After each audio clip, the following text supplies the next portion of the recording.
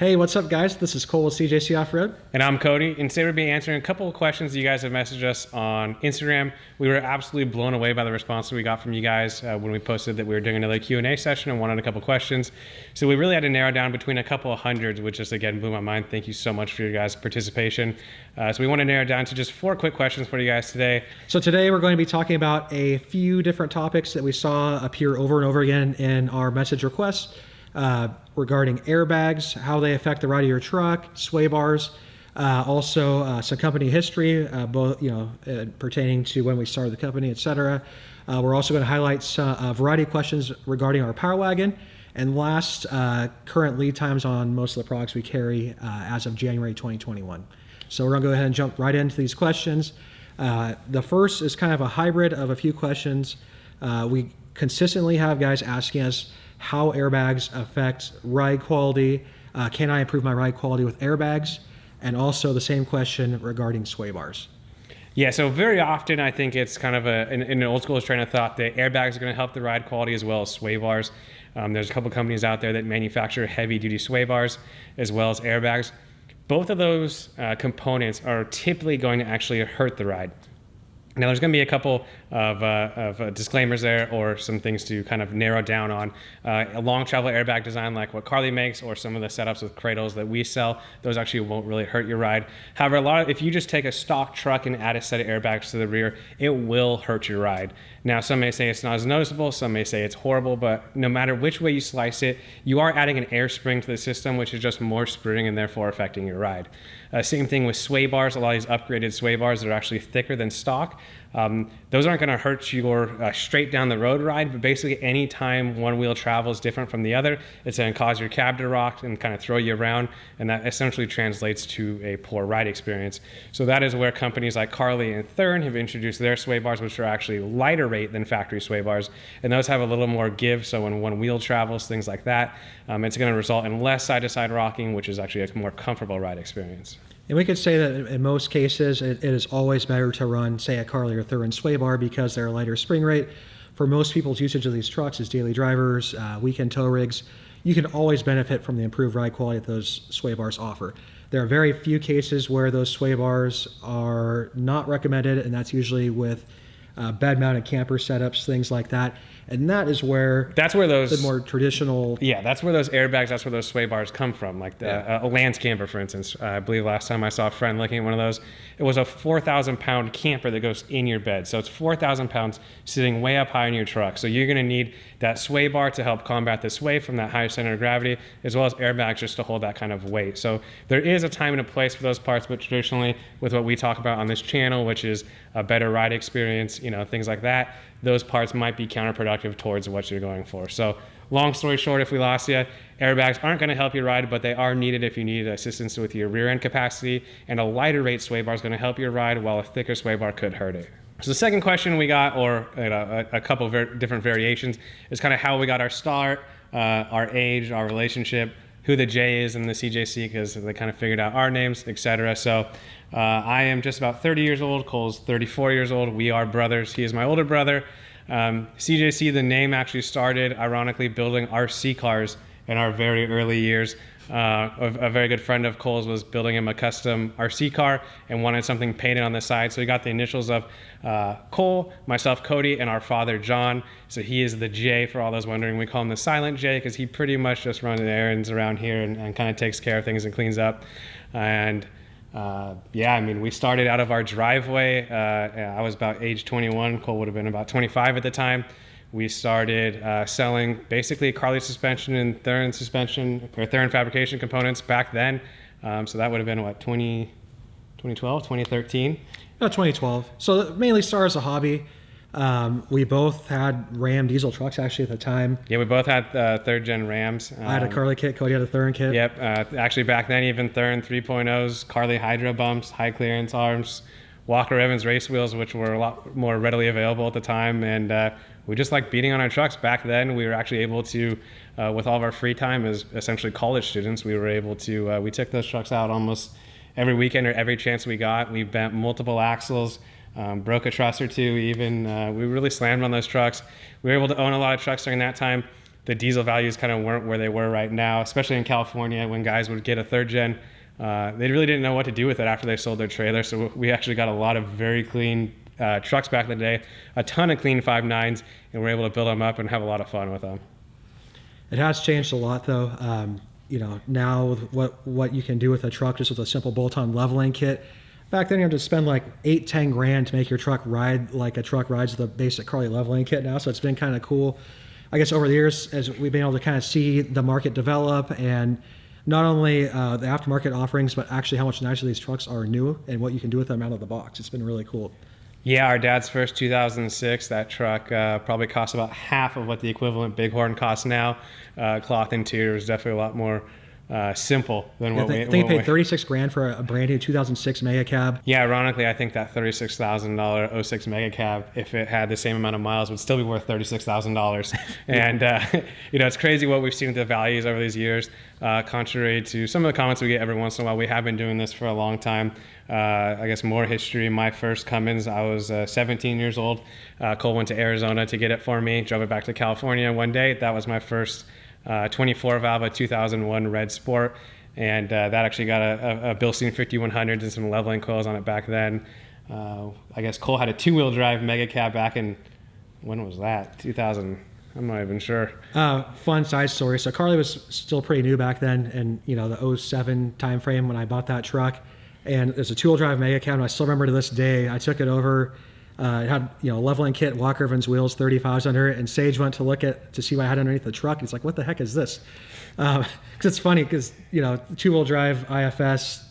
Yeah, setup like that. It's just, that's a question we get too, right, all the time, like about 2-wheel drive. Unfortunately, a lot of the 2-wheel drive platforms are so different that none of these parts will fit in the front. The rear is actually the same, but it'd be tough to figure out a front system. So yeah, small bunches of random side stories for you guys. But yeah, we have been doing this for quite some time. Not always as a business. It was a hobby at one time. And thanks to a ton of good customers out there and all of you who have supported us over the years, it has turned into a full business. And even as we sit right now filming this, we're actually in a new location thanks to all the growth from all you loyal supporters. So we do really, really appreciate it.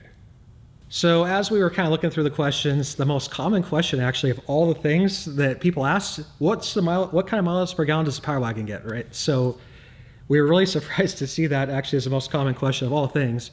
And it actually has been kind of a funny topic for us because... neither of us want to take it to work. Yeah. So often, you guys say, hey, do you guys re-gear 37s with your Cummins truck? None of our trucks are geared. They still get pretty good mileage. I'm pretty confident I can watch the Power Wagon gas needle go down on our way to work. So, for guys asking about gears and things like that, this truck will be getting geared. I do think just the 37s are just a hair too much drag on the gas platform. So to answer the question, 11 miles per gallon, and that on a good day. Yes, that's corrected for the tire size. Keep in mind that truck was only getting about 13 and a half stock, so it wasn't as much of change in mileage as we thought it would be. But if you're late to work, I do think it may be more of a personal problem. But if you are running a little bit behind, I think that 11 number might be a little bit gracious. So like you said, it's not a huge gap, but we've gotten it to read about 9.5, but that's not always what it gets. So yeah, going from there, plans for the Power Wagon. Essentially, we're going to talk about that next to the Tremor. So we'll do a video there. The goal is going to be to do a lot of lighting upgrades on both the Power Wagon and the Tremor, because once you do the suspension, you will benefit from having good lights, right? A lot of you guys that do use these trucks, I took the Power Wagon out hunting just with our fog light conversion with the Baja Design Sport lights, not even their Pro or anything crazy. I was doing 50 miles an hour for about an hour on a maintained dirt road, so it's nothing crazy, but they do provide enough light to even do that. So it's pretty cool and, kind of one of those upgrades you'll do after getting some solid suspension on the truck. We also got a lot of questions regarding how the Power Wagon drives in general. It's actually really impressive. So obviously, we've talked about it before in the videos. The suspension ride's awesome. It's phenomenal. So ride quality obviously is great. Power-wise, it's not quite as... So I daily drive my 2020 green, Ram 2500 Cummins. That truck does have more power, more passing power. But believe it or not, stock 410 gears on the Power Wagon, the 37-inch tires, it's really quite nice to drive. It's pretty quick. The 8-speed transmission does really well. Again, I guess our only concern with it's just been the mileage, which, you kind of expect that with a big truck. Relative to stock, it didn't dip nearly as much as we thought it would, so it's not a big issue there. All in all, it's a really phenomenal driving truck. We've at this point only done, I guess, limited daily driving with it. We actually have some really cool upcoming videos we'll be doing, actually really putting the thing through its paces off-road. We're actually really excited to show you guys that. Yeah, I mean, steering, I've commuted in that truck. I probably spent like 2 months commuting in that truck while I was waiting for my Ford. Yeah, I mean, steering, that was another question, was like how it steers. Perfectly fine. I mean, you don't really notice the 37s are on there. Steering feedback, some of you very eagle-eyed viewers saw the Fox sticker that one of our techs placed as a joke on the Carly stabilizer.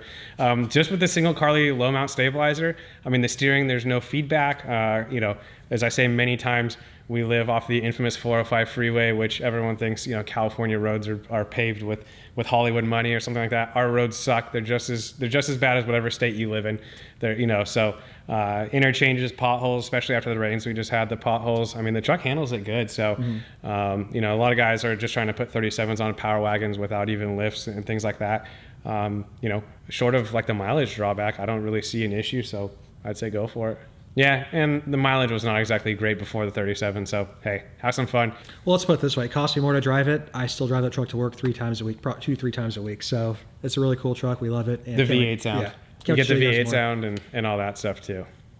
The final question was about lead times, where's my order, things like that. This video and these comments are going to be very specific to January 2021. If you're watching this video even 4 months from now, things could be very different and most likely will be based on how our conversations have gone with a lot of the manufacturers. So again, look at the date of this video. Where's my order, things like that. The industry as a whole has basically been turned upside down in such a good way.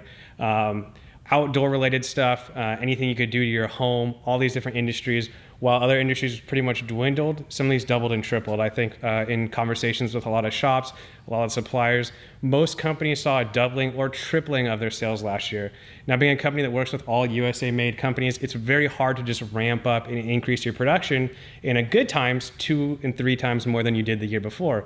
Then you throw in all the COVID restrictions, all of those issues, which are a whole nother conversation, and you basically chopped some of the suppliers, down by, to 1/3 of what they were. So there's been all kinds of issues. Short story, our intercooler guard, a ton of you guys have been sharing photos with us, and we're super thrilled with the comments that we've gotten and just how they look on the trucks.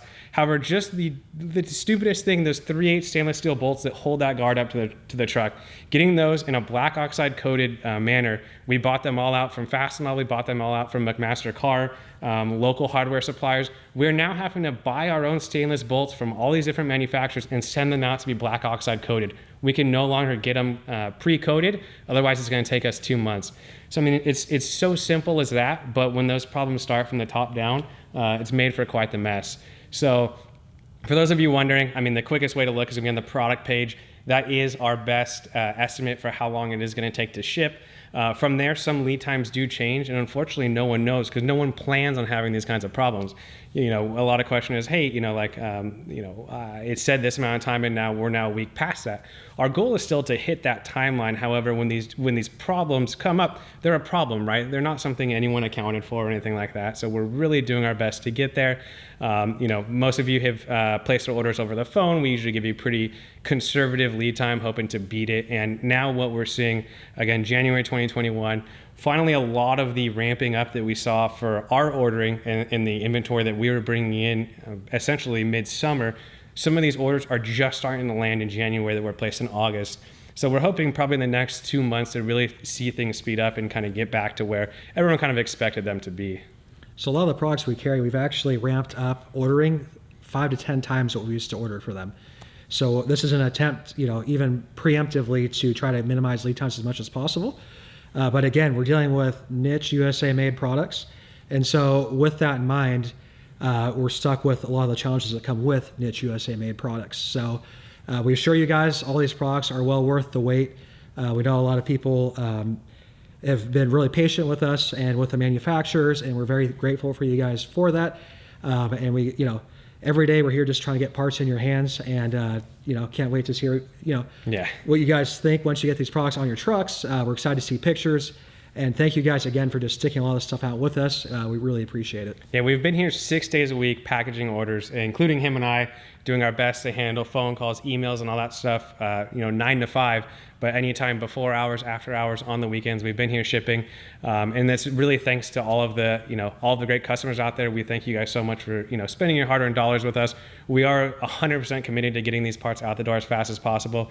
But when publicly traded companies like the manufacturers of your truck or the manufacturers of the appliances in your kitchen are 5 months behind, like he said, this niche American stuff is just going to be a little bit behind. So we do really appreciate you guys following along with us, putting up with these wait times. And again, this whole conversation is very January 2021 specific. Probably by mid-year, a lot of this stuff will be corrected. And like I said earlier, we're actually standing in a brand new facility, much bigger, and that should allow the throughput to increase as well. So we really appreciate the support. Yeah, I don't know if you guys can hear or not, but there are actually warehouse guys working. This is after hours right now when we're filming this video. There are warehouse guys working right now to fulfill orders.